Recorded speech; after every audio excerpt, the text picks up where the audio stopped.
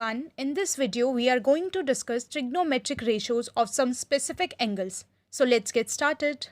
हम एक ऐसी ट्रिक करने जा रहे हैं जिस ट्रिक के बाद हमें ये वैल्यूज़ को याद करने की ज़रूरत ही नहीं है. इवन एग्जाम में भी अगर वैल्यूज़ याद नहीं है तो 30 सेकेंड्स का टाइम लगेगा ये टेबल बनाने में और बिल्कुल आराम से हम सारे ट्रिग्नोमेट्रिक इक्वेशन कर सकते हैं. ओके, स्टार्ट करते हैं. ओके, तो सबसे पहले वैल्यू निकालने के लिए 0 से लेके 4 तक काउंटिंग लिख लेते हैं. 0 1 2 3 4. अब क्या करना है, सबको 4 से डिवाइड कर दो.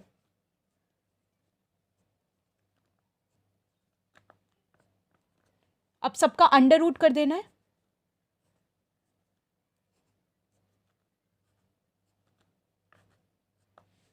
ओके, तो इसको सॉल्व करेंगे. ये हमारा आ जाएगा 0, बिकॉज 0 बाय कुछ भी, 0 के डिनोमिनेटर में कुछ भी हो वो 0 ही रहेगा.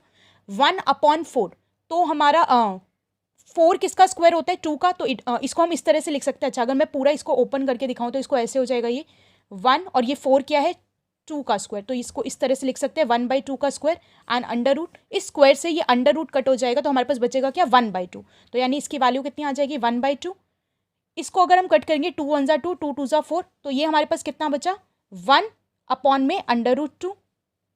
यहाँ पे अगर इसको सॉल्व करेंगे तो 3 तो हमारा किसी का परफेक्ट स्क्वायर होता नहीं, तो वो तो रह जाएगा √3. एंड √4 की जगह हम 4 को 2 का स्क्वायर करेंगे, स्क्वायर से रूट कट जाएगा तो हमारे पास बचेगा क्या, 2. अब यहाँ पे 4 से 4 काटेंगे तो ये हमारा आ जाएगा 1. तो यानी कि हमारी वैल्यूज आ चुकी है. साइन 0 की वैल्यू कितनी होगी, 0. साइन 30 की वैल्यू कितनी हो जाएगी, 1/2.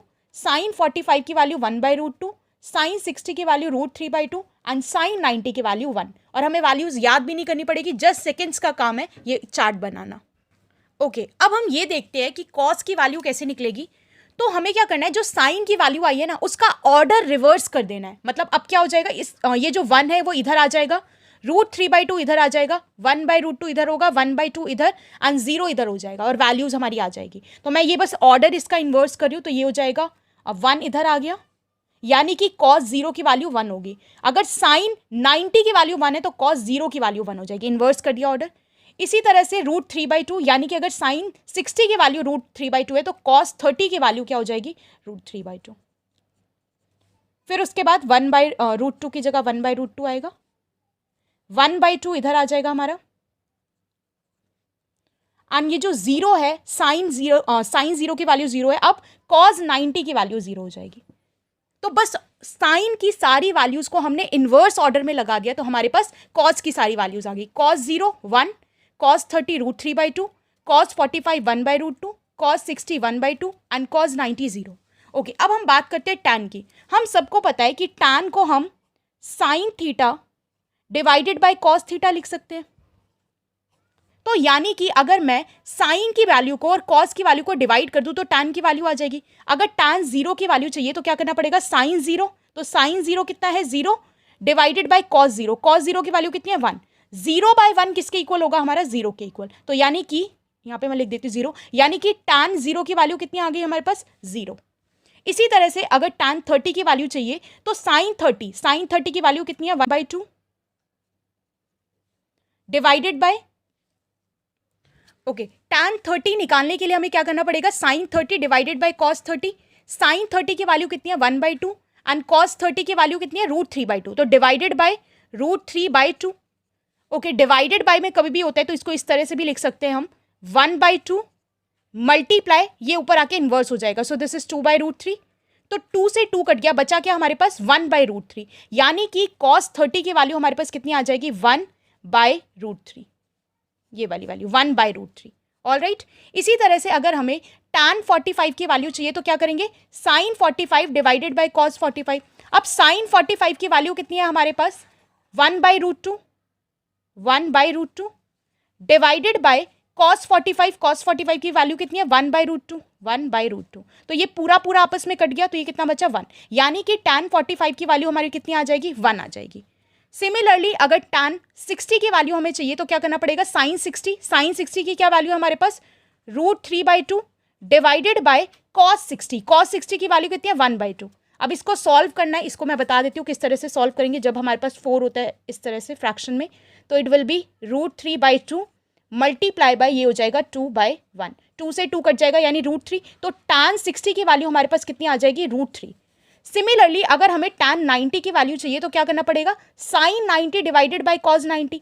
sin 90 की वैल्यू कितनी है हमारे पास 1 एंड cos 90 की वैल्यू कितनी है 0, और कभी भी डिनोमिनेटर में 0 होता है तो वो किसके बराबर होता है, इन्फिनिटी, यानी कि tan 90 की वैल्यू हमारे पास कितनी आ जाएगी, इन्फिनिटी। तो एक बार देख लेते क्या वैल्यूज आई है, tan 0 की 0, tan 30 की 1/√3, tan 45 की 1, tan 60 की √3 एंड tan 90 की इन्फिनिटी यानी नॉट डिफाइंड। ओके, तो अब हम साइन की, कॉस की और टैन की वैल्यूज निकाल चुके हैं। अब कोसेक, सेक और कॉट की वैल्यू निकालना बहुत इजी है। अगर मैं साइन की वैल्यूज को इन्वर्स कर दूं तो कोसेक की वैल्यू आ जाएगी, बिकॉज साइन का इन्वर्स क्या होता है, कोसेक। अगर कॉस की वैल्यू को इन्वर्स कर दोगे तो सेक की वैल्यू आ जाएगी, एंड अगर टैन की वैल्यू को इन्वर्स कर दोगे तो कॉट की वैल्यू आ जाएगी। तो पहले हम कोसेक की वैल्यू निकालते हैं। कोसेक की वैल्यू निकालने के लिए हमें साइन की वैल्यू को इन्वर्स करना है। तो साइन 0 कितना था, 0 था, तो 0 का इन्वर्स क्या होता है, देखो 0 का मतलब क्या होता है, 0 डिवाइडेड बाय 1, और अगर 0 का इन्वर्स करेंगे तो ये क्या हो जाएगा, 1 डिवाइडेड बाय 0, और कभी भी डिनोमिनेटर में 0 होता है तो वो किसके बराबर होता है, इन्फिनिटी यानी नॉट डिफाइंड। तो cos 0 की वैल्यू कितनी आ गई, इन्फिनिटी यानी नॉट डिफाइंड। सॉरी, cos नहीं, कोसेक। ओके, अब कोसेक 30 की वैल्यू निकालना है तो क्या करना पड़ेगा, साइन 30 की वैल्यू को इन्वर्स कर दो। तो 1/2 का इन्वर्स करेंगे तो क्या आ जाएगा, 2/1, या हम सिर्फ इसको सिंपल 2 भी लिख सकते हैं। तो यानी कि कोसेक 30 की वैल्यू कितनी आ गई, 2 आ गई। सिमिलरली साइन 45 की वैल्यू कितनी है, 1/√2। 1/√2 को इन्वर्स करोगे तो √2/1 आएगा, तो इसको सिंपल √2 भी लिख सकते हैं हम। तो यानी कोसेक 45 की वैल्यू आ गई √2। ओके, आगे देखो, साइन 60 की वैल्यू √3/2 है, तो कोसेक 60 की वैल्यू कितनी हो जाएगी, √3/2 का इन्वर्स कर दो, इट विल बी 2/√3।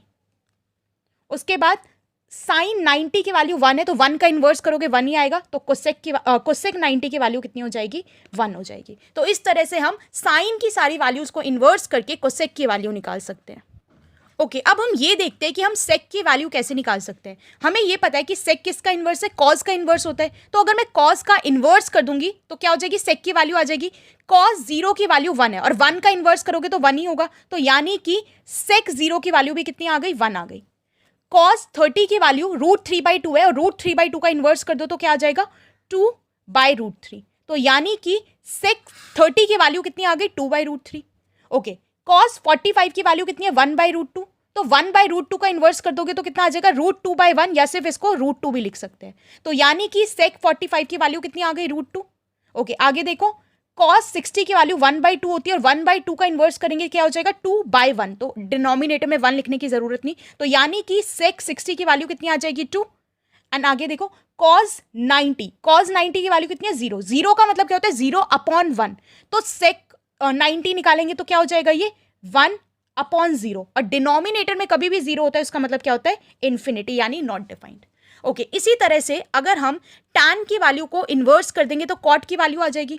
tan 0 की वैल्यू 0 होती है, तो 0 का इन्वर्स क्या होता है, इन्फिनिटी। तो यानी कि cot 0 की वैल्यू कितनी आ जाएगी, इन्फिनिटी।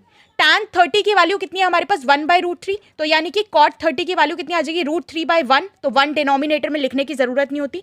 tan 45 की वैल्यू है 1, तो 1 का इन्वर्स करेंगे तो 1 ही आ जाएगा हमारा। ओके, tan 60 की वैल्यू है √3 का इन्वर्स करोगे तो 1/√3 हो जाएगा, क्योंकि √3 मतलब क्या है, √3 डिनोमिनेटर में 1। All right. ओके, tan 90 की वैल्यू होती है इन्फिनिटी, और इन्फिनिटी का मतलब क्या होता है, 1/0। तो 1/0 का इन्वर्स करेंगे तो क्या आ जाएगा, 0/1 विच इज 0। तो यानी कि cot 90 की वैल्यू कितनी आ जाएगी, 0।